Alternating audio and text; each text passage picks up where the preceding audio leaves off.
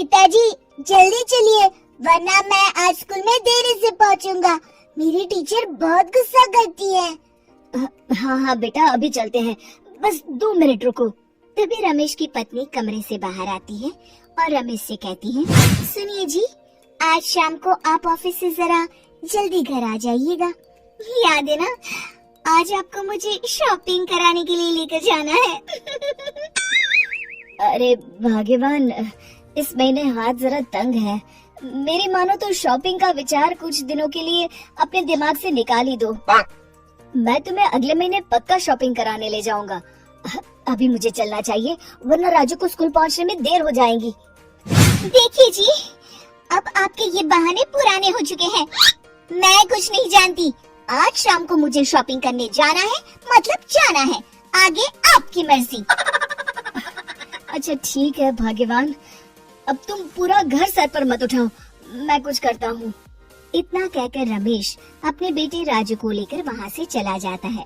घर से निकलने के लिए रमेश जैसे ही अपनी मोटरसाइकिल शुरू करता है, तभी उसकी माँ उसे आवाज देकर कहती है, अरे रमेश, आज शाम को मुझे कुछ पैसे दे देना। याद है ना, मैंने तुझसे कहा था कि मुझे मंदिर में चढ़ावा चढ़ाना है। अरे माँ, मेरी तनख्वाह आने में अभी 10 दिन बचे हैं। अभी मेरे पास बिल्कुल पैसे नहीं है। हाँ, मेरी तनख्वाह मिलते ही मैं तुम्हें पैसे दे दूंगा। रमेश की माँ चिढ़कर कहती है, अरे तेरा दिमाग तो खराब नहीं हो गया? मैंने तेरे भरोसे मंदिर के पुजारी जी से वादा कर दिया है और तू कह रहा है कि पैसे नहीं है। अब मैं पुजारी जी को क्या जवाब दूंगी? तुझे तो मेरी इज्जत की भी कुछ परवाह नहीं है।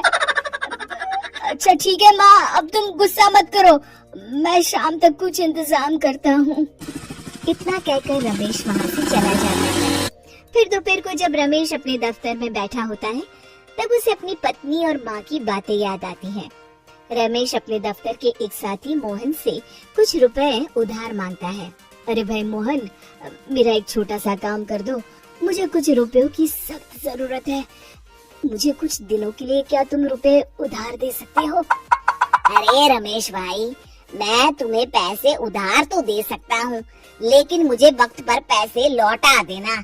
वैसे भी मेरा मानना है कि दोस्ती यारी में कभी पैसों का व्यवहार नहीं करना चाहिए।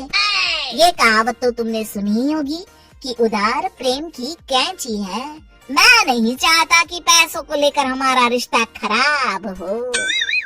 अरे मोहन, तुम बिल्कुल चिंता मत करो, मैं तुम्हारे पैसे वक्त पर लौटा दूंगा।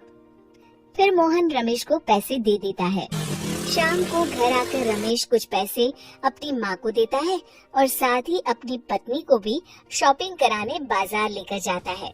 रमेश की पत्नी और उसकी माँ का स्वभाव जरूरत से ज्यादा खर्चीला होने के कारण दोनों हमेशा बेवजह पैसे खर्च करती हैं।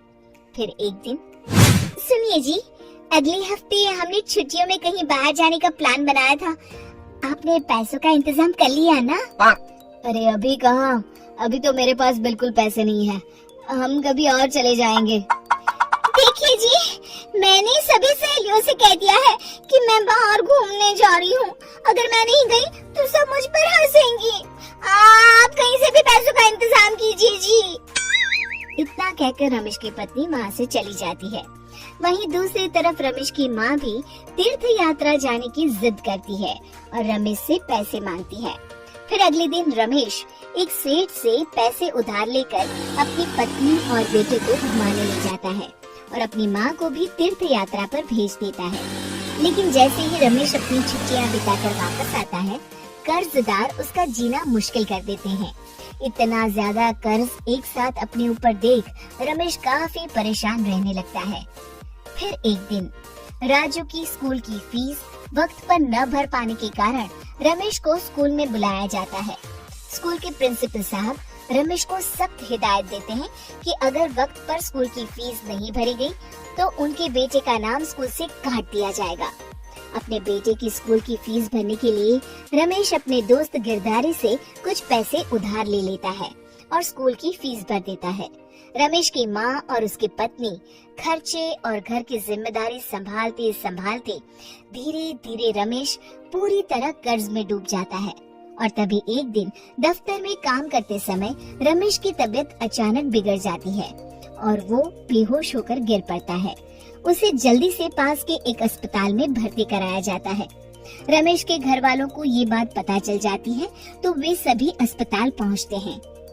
अस्पताल के डॉक्टर साहब उन्हें बताते हैं, देखिए, देर रात तक जागने और जरूरत से ज्यादा काम करने की वजह से इन्हें चक्कर आ गया था। बेहतर यही होगा कि इन्हें कुछ दिनों के लिए पूरी तरह आराम करने दिया जाए।